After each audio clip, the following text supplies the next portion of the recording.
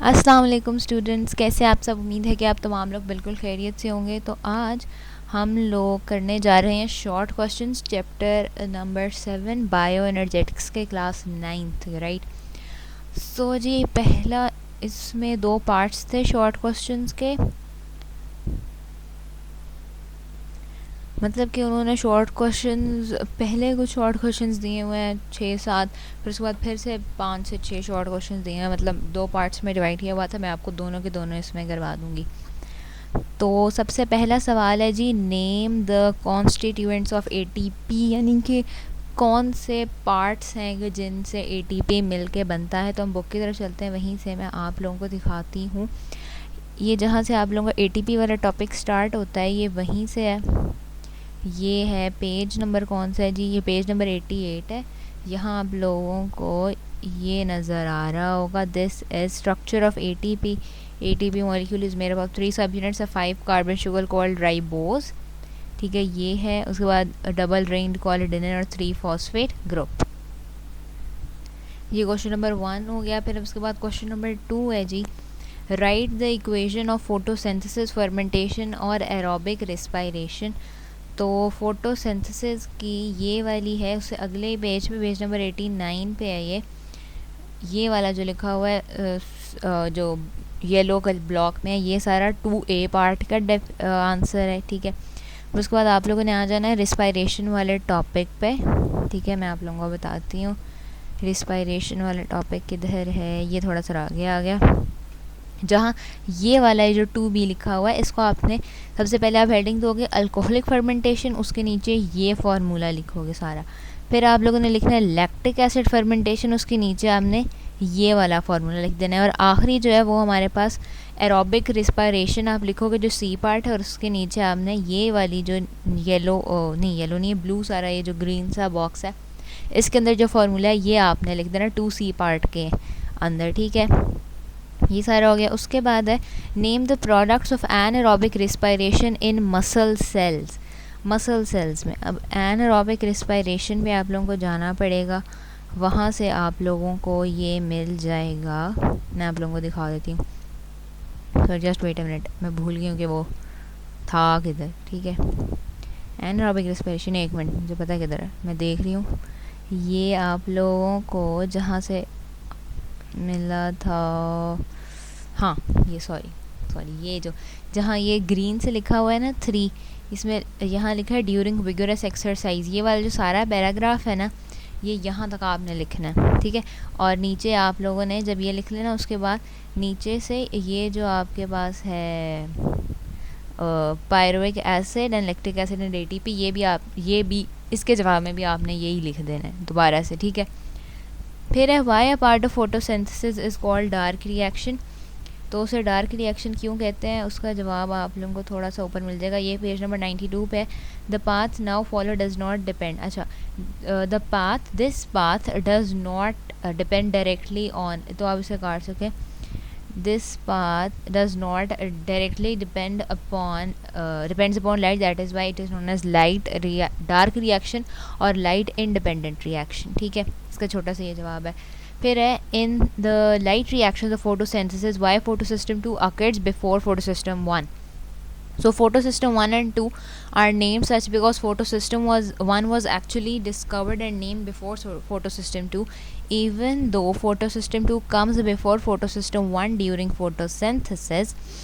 Photosystem 2 precedes photosystem 1 in the electron flow of photosphorylation, ठीक है।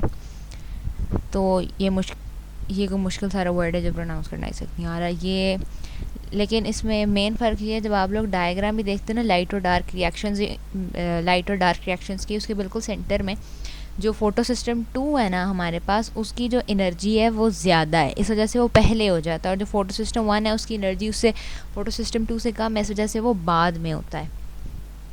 फिर डिफरेंस निकालना है जी ऑक्सीडेशन और रिडक्शन का। तो व्हेन अ मॉलिक्यूल और atom loses an electron it is oxidized and this process is called oxidation, and when an atom और molecule gains an electron it is reduced and this process is known as reduction. ये इस तरह ये सारे difference है। फिर ATP और ADP में क्या डिफरेंस है। एटीपी का पूरा नाम है जी एडिनोसाइन ट्राइफॉस्फेट, एडीपी है एडिनोसाइन डाईफॉस्फेट, तो ये भी आप लोग देख रहे हैं, ठीक है, ये आप लोगों को नज़र आ रहा होगा, आई होप सो, ठीक है।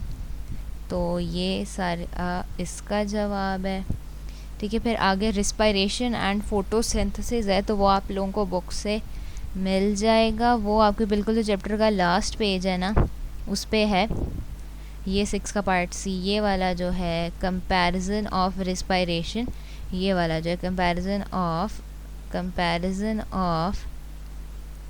ये वाला जो है comparison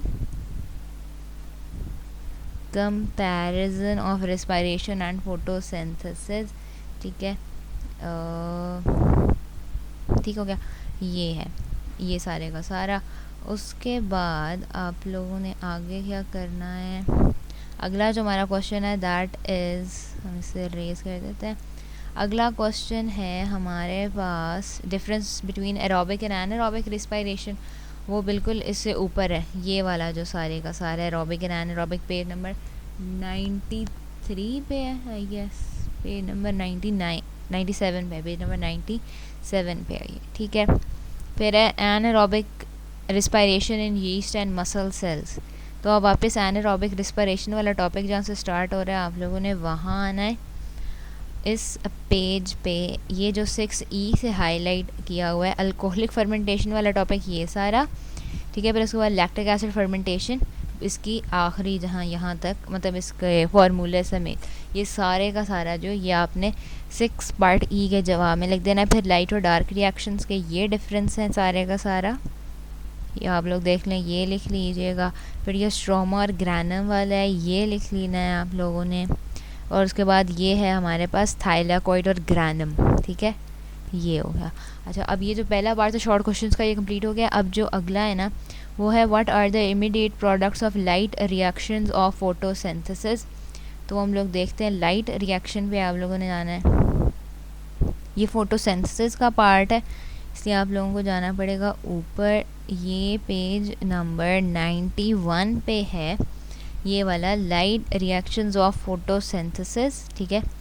light reactions of photosynthesis, ये रिक्वायरमेंट्स और इमीडिएट प्रोडक्ट्स, ये इसका जवाब बन जाता है। फिर उसके बाद आप लोगों के पास जो अगला है दैट इज़ क्वेश्चन नंबर 2 है, name the 3 phases of aerobic respiration, तो वो 3 है, ग्लाइकोलिसिस, क्रेब्स साइकिल और इलेक्ट्रॉन ट्रांसपोर्ट चेन, ठीक है। फिर क्वेश्चन नंबर 3 है what is the main function of glycolysis, Krebs cycle and electron transport chain, तो हम लोग नीचे चलते हैं जहाँ ये आप लोगों का है। अच्छा, ये जो सारे 2S इन पे लिखा हुआ है, ये सेकेंड शॉर्ट क्वेश्चन का आंसर है, ग्लाइकोलिसिस, क्रेब्स साइकिल और इलेक्ट्रॉन ट्रांसपोर्ट चेन। अब जो शॉर्ट क्वेश्चन नंबर 3 है उसमें आप लोगों ने ये ग्लाइकोलिसिस वाले टॉपिक से लेके ये सारी चीज़ें अंदर, सारी तीनों हेडिंग्स यहाँ पेज नंबर 96 तक लिखनी है, आइंस टू प्रोड्यूस वाटर यहाँ तक।